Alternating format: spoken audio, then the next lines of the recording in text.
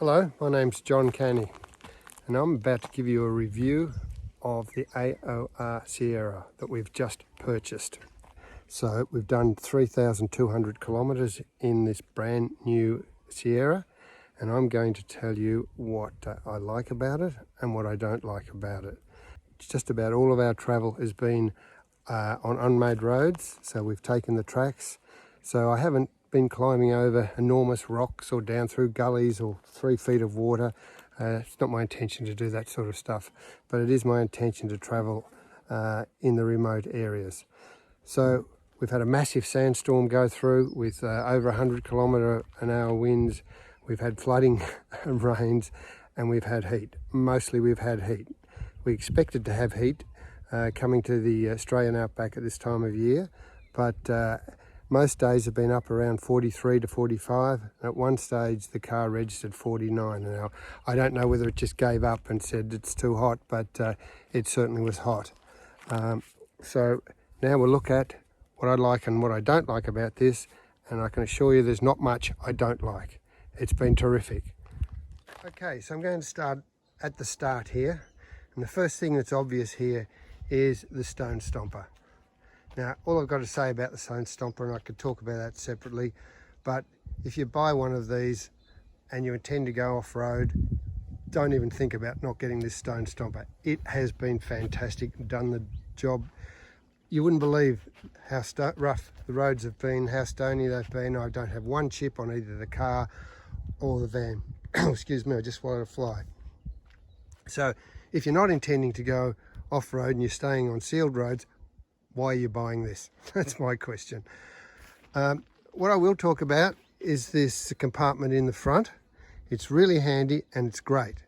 But for about the first 2 days, I kept skinning my head every time I went in here, because it doesn't open very wide, and I'm not a very particularly tall guy, but I kept cracking my nut on that and skinning my head. Maybe it's possible to open it a little higher, I'm not sure. The wood rack, a lot of people suggested we get the wood rack. Haven't used it, haven't needed to use it, haven't even opened it. Obviously got the DO35 hitch down there, which has been fantastic. But a comment I would make with these stone stoppers is, as you can see, you don't obviously see your chains and your connections down there. So you have to be careful if you do unconnect, or that you have a peek underneath there and make sure everything's right, because normally you would just be able to look and see that everything's connected. But you can't see with these flaps, but they do a great job. I bought this one myself after I bought the van and fitted it myself. Easy to do that, but look, you know, I only saved 100 or 150 bucks from what AOR were going to charge to put it on. Now we've got the fridge compartment, and as you'll see, I've got this strap here, which is now part of the routine. When I open the door, I connect that, because otherwise the fridge will catch on here when you close it and rip that off. So you can get a catch that goes on there as an optional extra, which is ridiculous. Should be just part of the deal. So we've got the double trays here, and when you open this here, you get the extra one, just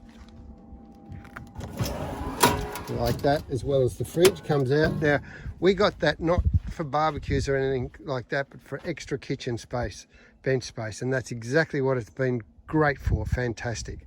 So no problem at all.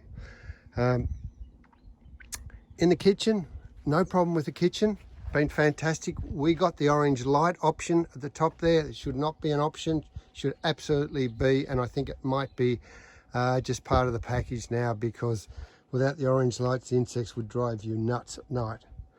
I've got the Cooper ST Max tyres on here, which I also optioned up over the ones that they are now providing, and all I can say is that I haven't had any problem with tyres. I could talk about those in a separate video if anyone's interested in this one. The gas stove, Thetford gas stove, yeah, well, it does its job, but the problem with it is there's no wind protection. And when you're out in places like this, or anywhere else in the outback, there's wind. And what we've had to do is stand there holding up boards each side of it to try and keep the flame alight. So there's something we're going to have to do about that, either replace it or make up some wind protectors or do something. I'm not sure, but yeah, apart from that, kitchen's worked well. No problems with that at all. You'll see up there I've got the super peg awning. I'm not going to talk about that. I don't have it out at the moment. Not a problem with that, but a couple of comments I'd like to make, but that'd be a separate thing to talk about. Bucket under there. Now this is the pod at the back. Now, two things about the pod.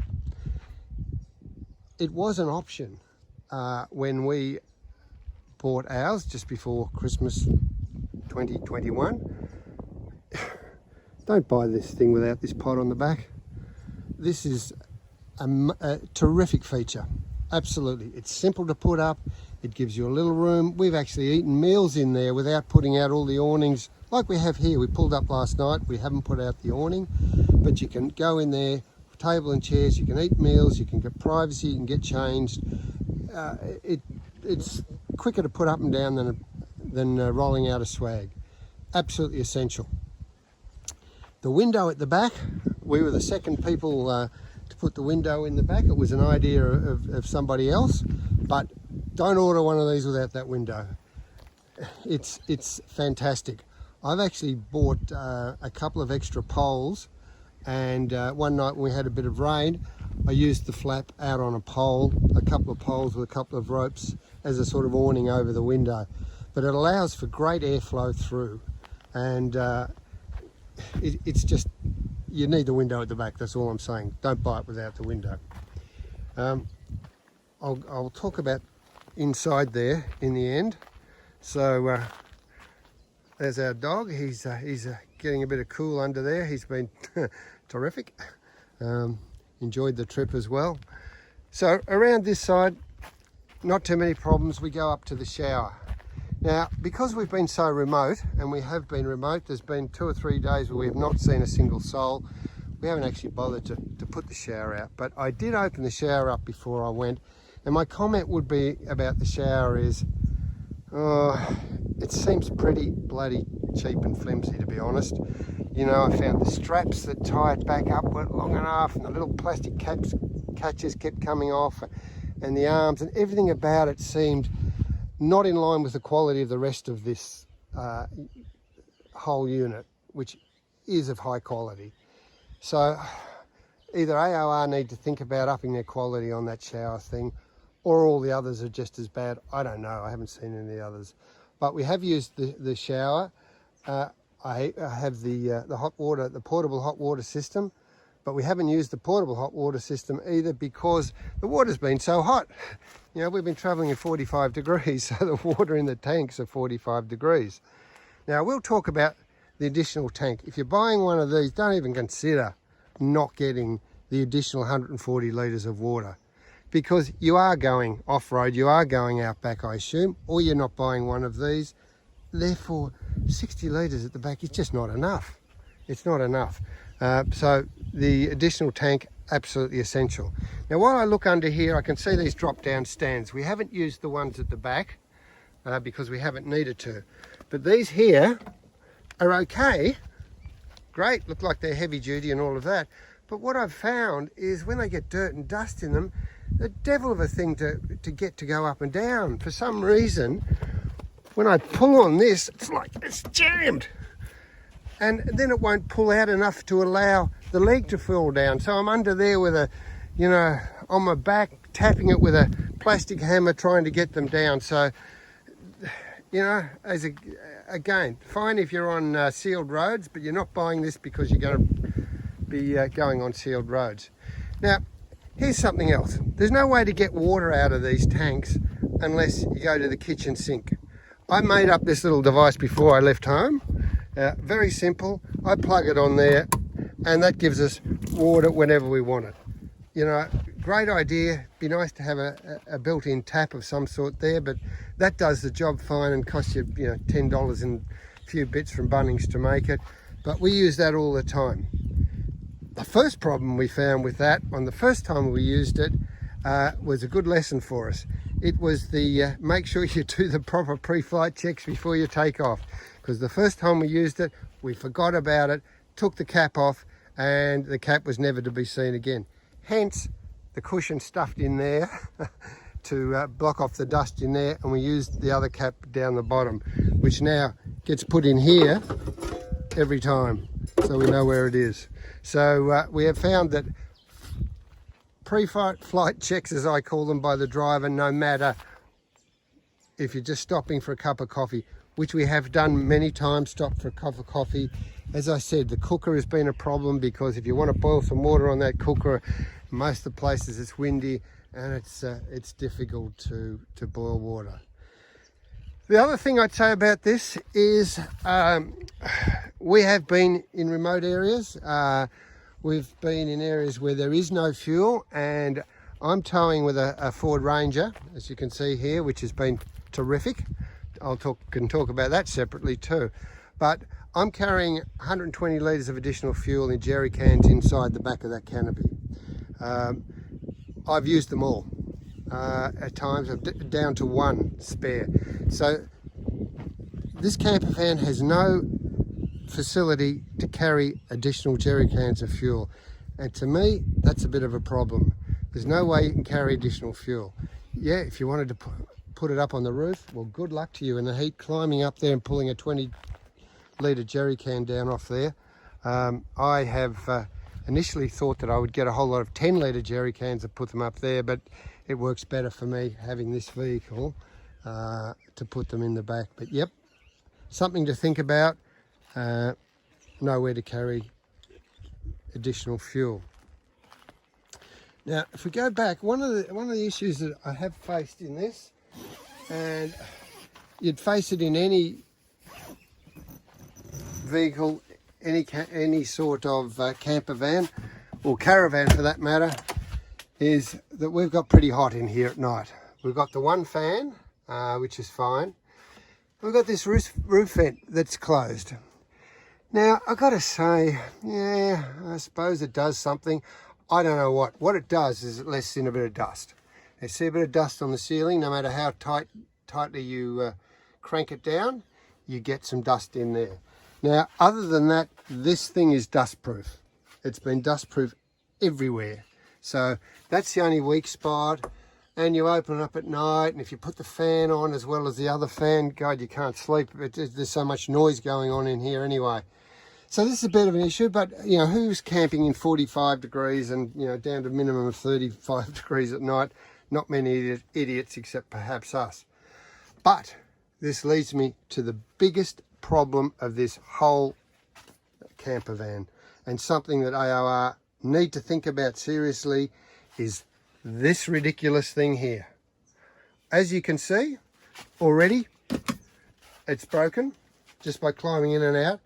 It's a torture trying to get up in and out of that in bare feet. It's a fiddly damn thing to try and put through here with screws on the back. It's just an afterthought. They built the van, in my opinion, magnificent, great design. This door's fantastic. And I thought, how the hell are we going to get people in and out? We'll get one of these Chinese ladders that everybody else uses to get up to their rooftop tents, and we'll just stick one of those in. This is a disaster. I can't put it strongly enough. When I get back, I will be making my own version somehow of a ladder that is easy to connect there and is comfortable to walk up and down on. That is not, and it's also not safe. I've tried to fix this blasted thing. Yeah, look at that. That's just a disgrace. And I'm so disappointed. And I've got to say, that's the only thing that I'm disappointed with. The rest has been great. Absolutely great. If you want to have a camping experience, this is not a caravan or a caravan experience. It's a camping experience. And that's exactly what we bought it for, to have a camping experience, just like we are here. And once you put the awning out, we've only got the 180-degree awning. It's absolutely sufficient as far as I'm concerned. We have another awning on the car that we've used once when we had about 3 inches of rain. Other than that, this is a great vehicle. I would recommend it to anybody. Now 3,500 kilometres, okay, it might be a lot to some, might not be a lot to others. First trip, straight out of the bag, not one problem. I've crawled underneath, there's no loose bolts, there's nothing. As I said, those front legs, I don't know. They just clog up with dirt. The back one's only little flimsy things that I haven't bothered to use. And as I said, Archie under there is getting a bit of cool. So no other problems. You'll notice on the car there, I've just got some those ramps. Initially, when we pulled up in order to level up the front, I'd bought those to try and thinking I might have to level up the van, but we've found some pretty level spots. So initially I would unhook the van and wind up the dolly wheel and put the legs down and all that. We're only stopping overnight. We like traveling and we like moving around, so that's one of the reasons we bought this. Doesn't have a lot of canvas, as you can see, to put up and pull down. I just roll up onto these things until I get to the front. I've got one of those little levelers. Simple and easy. 50 bucks for those. Wow, they were a good buy. Up on the roof, yeah, I haven't been up there much. I went up there once when I originally set off. I put a 20 litre plastic jerry can up there, strapped it down. The roof's not designed to strap anything down on really well. Moved around, started to scratch the surface. I tipped the water out and thought, well, the 200 litres we've got is probably enough. If you're going to carry a lot on there, you'd need a roof rack on there almost, I reckon, but that's just my opinion. We are getting a rooftop tent to go on there because we've got an 11-year-old who will in future be travelling with us. So she will be in the rooftop tent, and that will be an iCamper. And we've chosen the iCamper. We've been waiting for it for about 6 months, but I believe it's going to be ready after Christmas, because it folds out and allows the ladder to come down and have that window open. Because if you had a ladder coming straight down there going up and you can't open that window, that's as far as it opens. Yeah, that's just a problem. There is no real access up onto that roof, which is another thing that could be thought about. Some sort of ladder or steps on here or something. You've got to climb up over these things to get on board. But as I said, that's my thoughts on this thing. Absolutely great. We love it. We absolutely love it. We're having such a good time. We're traveling in the hottest, harshest conditions. We don't go rock climbing. We don't go driving through rivers that are a metre deep. We don't do all that sort of stuff, but we also try and stay off the main tracks and go through the tracks. This thing, I don't even know it's behind the car. It tows so beautifully. It's just fabulous. So we're off. We'll be heading out into the tracks again today. We love taking photographs. We love the journey. So I hope this has been useful to anyone who's thinking of buying one. Make sure you get that double tray that you see on there. It just adds to the kitchen bench space because there's not much. Stone stomper's essential. Pod's essential. Sort out the ladder issue. And do we have any extras on here other than that? We got the water tank. Additional water tank is a must. Yep, I think that's about it. Shower, well, you can decide what you want to do with that. Hello, well, we're back home again now. The van's in the shed. So there's a couple of comments I wanted to make now that I've got it home and cleaned it up.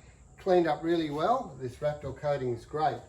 I did get some stone chipping, I noticed, once I took the mud off this area here. It's not too bad, and I think the Raptor coating's done a really good job of protecting it. I also noticed a little bit of damage down here that I copped. I know I copped that when I was going through some pretty hefty sand dunes at one stage, but that's okay. I can easily get that replaced. These heavy duty legs, once I cleaned them up and washed all the dirt out of them, they're working absolutely perfectly. So it's just an issue of dirt and stuff getting into them, so I don't know what the problem is there. The rubber matting underneath, I noticed the strip of rubber mudguard across the front there is, the rocks have torn a couple of holes in it, but it's a replaceable item, so I've just got to live with that. The other thing I wanted to mention is the suspension. We don't have the airbag suspension.